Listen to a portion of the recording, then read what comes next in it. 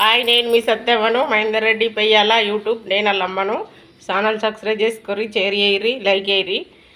ఈ వీడియో దేని గురించి టాపిక్ అంటే మల్లన్న భక్తి గురించి. నియతి ఎలా కాపాడాలంటే సట్టి నెల శ్రావణ నెల కౌసు తినద్దు, కళ్ళు తాగద్దు. కుటుంబ సభ్యులు మొత్తం సంవత్సరం పిల్లగాడైనా సరే ఎలాంటి కౌసు తినద్దు. చిన్నోడే కదా అని తిననియద్దు. సట్టి అమాస చొరంగానే ఇల్లంతా శుభ్రం చేసుకొని బట్టలు వండుకొని గంగా స్నానం చేసి రావాలి. 30 రోజులు ఆ పద్ధతిలో నియతులు ఉండాలి. మధ్యలో ఒకవేళ డేట్ వస్తే గంగలీళ్ళు పసుపు నీళ్ళు పోసుకొని స్నానం చేయాలి. ఇంట్లో ఎవరైనా పడకపోయినా బోనం చేయొద్దు. పక్కోళ్ళ ఆరాళ్ళు పడకపోయినా బోనం చేయొద్దు. ఎందుకు అంటే కరెంటు రామగుండంలో ఉన్నది. రామగుండంలో కరెంటు ఉన్నా మనకి ఇక్కడికి వస్తుంది కదా, వంశ పవర్ అంటే అట్లాంటిది. ఆరళ్ళు ఆమెతోటి నాకింది అనుకోవద్దు. ఒక దగ్గర ఉన్నట్లు ఆరళ్ళకు పడకపోయినా బోనం చేయొద్దు. సో ఈ బండిని చూపించుకుంటా నేను ఎందుకు చెప్తున్నానంటే గత 5 సంవత్సరాల కింద ఈ బండి కొన్నాం. ఈ రోజుకు 5 సంవత్సరాలు అవుతుంది బండి. ఇలాంటి బండే 2014లో సట్టిలో కొనుక్కున్నాం. అప్పుడు మాకు మల్లన్న దేవుని ఉంది భక్తి, కానీ పట్నాలు చేసుకోలే.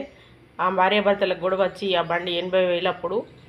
అదే డిసెంబర్లో కొన్న బండి ఉగాది లోపల అమ్మేయవలసి వచ్చింది. భార్యాభర్తలకు అబద్ధాలు వచ్చి మళ్ళా సట్టి దాకా భార్యాభర్తలు విడిపోయినాం. మళ్ళీ సట్టిలా మల్లన్న దేవుడు పంచాయదో ఏదో ఒకటి చేసి భార్యాభర్తలకి కలిపిన 2 సంవత్సరాలకు నాకు ఒక కొడుకు పుట్టిండు.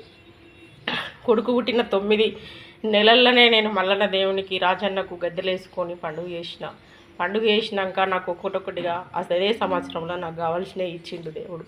మా ఆయన కష్టం చిన్నదే కానీ నియతి కాపాడిండు. నేను కూడా నియతి కాపాడినా. నియతి అంటే ఎవరైనా అనుకోని కాడికి పోతే అదే ఆడుండే గంగా స్నానానికి పోవాలి.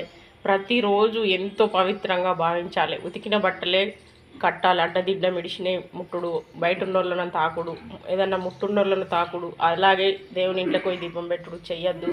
స్నానం చేసి వెంటనే దేవుని గదిలోకి పోయి దీపం పెట్టుకోవాలి. అందుకని ఆ రకంగా బండి అమ్ముడు పోయింది కదా. పోయిన వస్తువు దొరకాలంటే కష్టం. కాబట్టి నేను మల్లన్నను రాజన్నను అనుకోకుండా జరిగే గొడవలకు అన్నిటికీ మీరే కారణం కదా, దానికి మేమేం చెప్తాం. నాకు హ్యాండిక్యాప్ బండి లేకుండా నన్ను చిన్నప్పుడు నా అన్నదమ్ములు ఎక్కించకపోయారు. కానీ నా భర్తకు ఏదో కోపం, నాకేదో కోపం వచ్చి బండి అమ్ముడు పోయింది. నీ పర్మిషన్ అయితే లేకుండా ఏవి జరిగాయి కదా దేవుడా. ఇక నాకు మళ్ళీ కూడా బండి అని నేను మొక్కుకున్నా. మళ్ళీ 5 సంవత్సరాల కింద డబ్బులు లేకున్నా కానీ 30,000 అప్పు తెచ్చి షోరూంలోకి పోయి ఇన్స్టార్ పద్ధతిలో కట్టి ఈ బండి తెచ్చుకుండు మా ఆయన. 5 సంవత్సరాలు అవుతుంది ఈ రోజుకి ఈ బండి తెచ్చుకొని. ఈ బండి దండారం నాడు వచ్చింది ఆ రోజు సోమవారం. ఈ రోజుకి బండి అలంకరణ చేసి పూజ చేసి చూపించాలనుకున్నా, కానీ మా మరిది కొడుకు పుట్టిండు. ఈరోజు మేము ఆ పద్ధతి పాటించరాక ఈ బండిని చూపిస్తున్నా. చూడుర్రి, పోయిన వస్తువు కాదు, పోయిన ప్రతి ఒక్కటి దొరుకుతుంది. ఆయన నియతి నచ్చినట్టు కాపాడితే దొరకది అనేది అబద్ధం.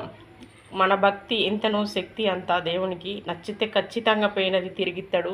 దానికి సాక్ష్యం ఈ బండే. అందరూ పాత బండి కొనుక్కోవచ్చు కదా, డబ్బులు లేనప్పుడు ఏం తెస్తారు. మంచి దొరికినప్పుడు ఓడగొట్టుకుండు. ఇంకా దొరుకుడు అనేది కష్టం అని అందరి దృష్టిలో ఉండేది. కానీ నా దృష్టిలో ఖచ్చితంగా దొరుకుతుంది. దేవుడు ఉన్నాడు కదా. అది మేము కావాలని అమ్ముకోలేదు కదా, దానికి ఒక సందర్భం వచ్చింది, అది వేయింది. మళ్ళీ కావాలని దేవునికి మొక్కితే ఎందుకు ఇయ్యడు అని అనిపించింది. మేము మళ్ళీ దేవునికి మొక్కుకున్నాం.